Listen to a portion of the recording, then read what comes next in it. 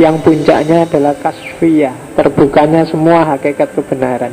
Tapi jalannya karena dialami. Kalau bahasanya Ibnu Sina kemarin kan tahakkuk, dialami. Dialami itu kayak kamu tak ceritain seperti apa manisnya teh ini, kamu mesti masih ragu. Masa sih, masa? Dan seterusnya.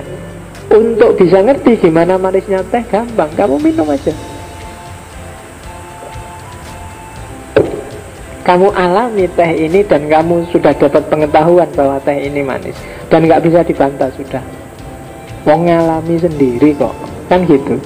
Itulah nanti yang di Ghazali disebut ilmu laduni, yang dikembangkan oleh Suhrawardi jadi ilmu huduri. Jadi ilmu yang antara subjek pengetahuan dengan objek pengetahuannya jadi satu. Yang mengetahui aku dan caraku untuk tahu objeknya ya aku sendiri. Untuk ngerti teh ini manis kan ya lihat aku sendiri, wong aku dewe sing minum. Kan gitu. Namanya pengetahuan swa objek. Jadi swa objek itu kan kayak swadaya gitu loh, dayanya sendiri. Swa objek, objeknya ya dirinya sendiri. Jadi antara aku yang tahu dengan yang diketahui jadi satu. Dan ini kekuatannya jauh lebih tinggi daripada lawannya, pengetahuan yang dicari di luar dirinya manusia. Makanya kan para sufi itu tak cari Tuhan di mana-mana, nggak ada, ketemunya di dalam, dialami langsung maksudnya. Ya bukan di dalam terus ada di dalam terus kamu ronsen, tak ronsen nyari Tuhan dia, ya nggak ketemu. Maksudnya di dalam itu dia alami langsung Tuhan dalam batinmu, maka kamu akan ketemu. Bukan dengan baca kitab, bukan dengan difilsafati, dispekulasi, bukan dengan nyari dalil dalam Quran, tidak akan ketemu kepastian. Dalil itu melahirkan 1001 tafsir, filsafat melahirkan spekulasi, percaya pada orang hanya melahirkan taklid yang tidak jelas. Maka alami sendiri kebenaran.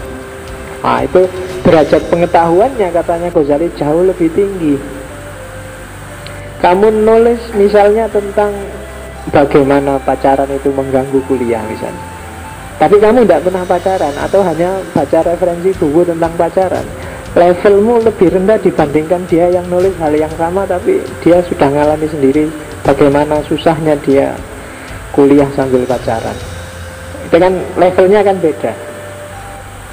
Kuliah sambil kerja, gimana rasanya? Hanya dia yang alami, yang ngerti. Kamu yang lihat dari luar mungkin ngerti, tapi level pengetahuannya di bawah.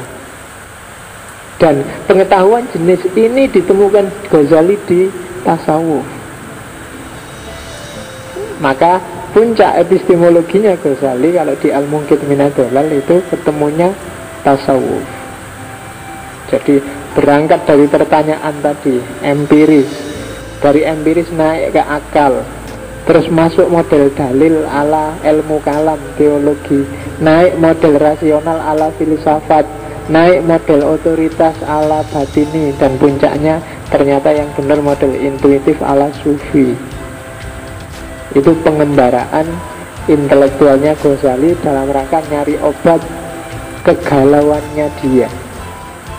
Nah, ini kan ilmu yang luar biasa. Menjelajah seperti ini kalau modalnya nggak kuat juga agak susah. Jadi ya pelan-pelan diturut dari dasar sampai di puncak dan ketemu. Dan mungkin masih banyak kelemahannya, tapi momen ketemu itu setiap orang harus nyari sendiri-sendiri mana yang kepastian menurut dirinya. Itu sebenarnya yang disebut tanggung jawab intelektual. Kalian kan termasuk kelompok elit intelektual, harus juga punya kesadaran seperti ini, biar nggak kayak kritiknya Gramsci itu loh. Jadi intelektual tradisional, bukan intelektual organik. Intelektual tradisional itu diceramai ya manut, tapi besok diceramahkan ulang ke yang lain. Nggak ada perkembangan, kamu nggak terlibat. Kalau pakai Ghazali ya harus terlibat langsung. Oke. Nah, kita pelan-pelan masuk lagi. Terus ketemu sekarang kebenarannya. Sekarang menjelajahi secara lebih dalam setiap ilmu. Nah, katanya Ghazali, kita harus sadar bahwa masyarakat Muslim yang digarap habis-habisan oleh para filosof dengan tradisi Yunani itu ndak sama. Ada orang yang pokoknya beriman dan ndak pakai tanya-tanya. Ini biasanya disebut awam. Ada orang yang beriman dan berusaha cari dalilnya. Dan ada orang yang beriman dan berusaha menyelami sendiri keimanannya, menyelami dan mengalami. Itu bedanya. Teman-teman hari ini ngaji itu mungkin level kedua, sudah beriman dulu dan nyari dasar-dasar dari keimanannya, rasional. Mungkin lewat ngaji filsafat, mungkin lewat ngaji hadis, mungkin lewat ngaji. Itu kan ngaji itu kan indikasinya kamu cari dasar rasional, nggak cuma iman terus manut. Tapi ada yang lebih dahsyat dari itu, yaitu level ketiga. Jadi kamu mengalami langsung, kayak penjelajahannya Ghazali tadi. Dan ilmu yang dialami langsung itu biasanya susah hilangnya. Kan sering tak bilang, kenapa sih kok kamu sering baca buku tapi habis baca terus lupa, hilang, tidak ada sisanya. Kamu sering diskusi tapi begitu lepas dari diskusi juga sudah tidak nyambung lagi. Kenapa? Karena kebenaran yang kamu bahas, yang kamu baca itu tidak kamu alami langsung. Ya mesti aja hilang. Kadang-kadang waktu diskusi ingat lagi, oh iya aku pernah baca. Kenapa? Saat itu sedang kamu alami lagi kebenarannya, maka ingat lagi. Makanya agama kan selalu wanti-wanti, hati-hati jangan nyari ilmu aneh-aneh, nyarilah ilmu yang bermanfaat. Nyarilah ilmu bermanfaat itu kan berarti apa? Praksis ilmu dengan teori ilmu nyambung dalam dirimu,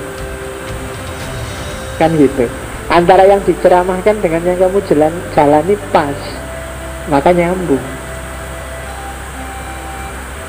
Itu ilmu yang dialami. Sehingga kalau kamu hari ini merasa, Pak, saya sering kan dapat pertanyaan kayak gitu, Mas, saya habis baca itu, ya paham Pak, waktu baca bukunya tak tutup, hilang sudah, nggak tahu lagi. Tapi nanti kapan-kapan ya ingat lagi. Nah, sebenarnya itu nggak hilang, karena dia mati dalam dirimu, nggak hidup.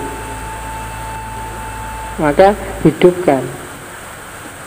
Jadi tugasnya intelektual itu menghidupkan kebenaran, bukan menghafalkan kebenaran, bukan mengoleksi kebenaran. Nggak ada gunanya kamu ngerti macam-macam tapi nggak jalan. Nah, mulai sekarang begitu. Jadi kamu dapat kuliah apapun dari dosen, coba dilatih kalau bisa loh ya, latihan pelan-pelan. Oh, yang diomongkan Pak dosen ini nyambung dengan hidupku bagian ini. Ketika aku kayak gini mungkin kayak teori itu yang dibilang, itu nyambung namanya. Biasanya kamu akan lebih mudah untuk mengoleksi itu, untuk nyimpen itu sehingga tidak hilang. Oh, ini ketika aku gini, ini teorinya kayak teori ini. Ini kan hidup kebenarannya dalam diri. Oh, berarti aku kemarin salah. Kalau pakai teori itu mungkin aku pas teori itu karena itu berarti hidup, berdialog dengan dirimu. Jangan cuma dihafal. Karena hari ini ya, trennya kan gitu. Pokoknya yang penting diajar dosennya, ditulis, besok mau ujian dihafalkan. Setelah ujian keluar lali wes. Kamu yang semester 6 kalau ditantang ujian semester 1 mesti gak lulus. Harusnya semester 6 itu wes apa semester 1 sepele, tapi kan mesti gak lulus. Kenapa? Ya karena wes lali. Catatannya juga sudah hilang. Karena dulu cuma ngopinya kecil-kecil lagi, waktu ujian ditaruh di bawahnya. Nah, ya. Oke. Ya, kelemahannya pendidikan kita hari ini kan itu terlalu teknis. Jadi orang selalu sibuk dengan sistem pendidikan. Ya, sistem bisa apa saja, tapi kalau mentalitas kita bukan mentalitas pencari kebenaran, ya hasilnya ya cuma kebenarannya dihafalkan dan dikoleksi. Nanti kalau ada yang unik-unik dikit, paling kan kamu upload di Facebook, kamu bikin status, kan paling gitu aja mentoknya. Terus semua orang heran, wah hebat sekali ya Pak, gitu. Kamu seneng wis kalau gitu, padahal temenmu komentar itu basa-basi aja. Kan senengannya gitu kan. Kamu percaya sekali kalau ada orang muji-muji, ada orang bilang. Padahal itu kadang-kadang kayak kamu komentari temenmu, sebenarnya kan basa-basi. Baru foto depan masjid, jadi kan, wah lama nggak ketemu, tambah cakep aja itu. Kamu kan seneng, wah aku dianggap tambah cakep. Padahal itu ya basa-basi. Oke, dan kamu ngerti itu. Oke ya, jadi hidupkan kebenaran biar kamu masuk masyarakat agama kelas 3. Kelas 3 itu kelas paling tinggi kok ya, bukan kelas 1.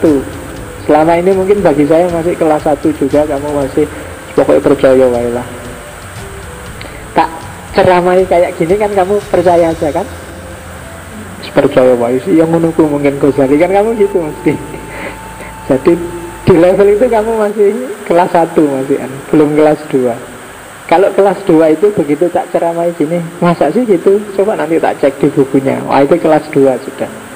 Tapi kalau sudah, iya ya tak cek di bukunya bener, ini harus tak jalankan ini. Itu kelas 3 sudah. Kalau sudah nyampe kelas 3 tidak akan hilang, karena dia sudah jadi hidupmu. Itu kebenaran. Oke, makanya kuliah itu paling enak kalau jurusannya sesuai dengan jiwamu. Hari ini banyak orang kuliah yang tidak sesuai jiwanya. Pertimbangannya, lumayan ada beasiswanya, terus padahal kamu yang males jurusan itu, kamu ambil aja, lumayan beasiswa kan, itu pertimbangannya. Yo lolos mungkin, tapi dia tidak akan hidup kebenarannya. Dan kalau kebenaran tidak hidup itu tidak ada gunanya biasanya. Apalagi pekerjaan yang nggak sesuai jiwamu, itu lebih sengsara lagi sudah. Ya kan? Terpaksa pak saya itu bisnis terpaksa, soro kamu. Saya itu tidak suka aku ngajar pak, tapi terpaksa, gimana lagi harus ngajar. Oh itu gawat. Kamu tidak akan bisa jadi agen menghidupkan kebenaran. Karena untuk bisa menyebarkan kebenaran itu harus hidup dulu dalam dirimu. Nggak ada gunanya kamu ngasih tahu, nasihatin orang macam-macam, kamu sendiri nggak kayak gitu, nggak nyambung sama jiwamu.